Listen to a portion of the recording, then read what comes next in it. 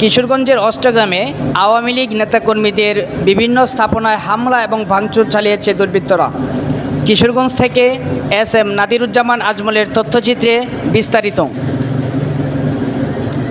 সাবেক প্রধানমন্ত্রী শেখ হাসিনা পদত্যাগ করে দেশ ছাড়ার খবর প্রকাশ হওয়ার পর কিশোরগঞ্জের অষ্টগ্রামে আওয়ামী লীগের উপজেলা সভাপতি ফজলুল হক হায়দারীর বাড়িতে হামলা এবং ভাঙচুর করে দুর্বৃত্তরা।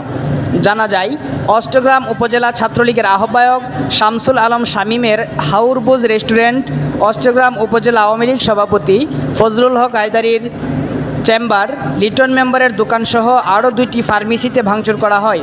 সাবেক উপজেলা পরিষদের ভাইস চেয়ারম্যান মানিক কুমার দেবের বাসভবনে হামলা ও ভাঙচুর করে দুর্বৃত্তরা।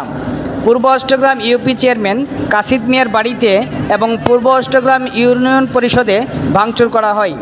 এরপর অষ্টগ্রাম থানার সামনে রাষ্ট্রপতি মোহাম্মদ আব্দুল হামিদ সেতুর সংযোগ সড়কে অবস্থিত সাবেক রাষ্ট্রপতি মোহাম্মদ আব্দুল হামিদের মুরাল ভাঙচুর এবং অষ্টগ্রাম সরকারি রোটারি ডিগ্রি কলেজের মুরাল ভাঙচুর করা হয়। কিশোরগঞ্জের অষ্টগ্রাম থেকে এস.এম. নাদিরুজ্জামান আজমল।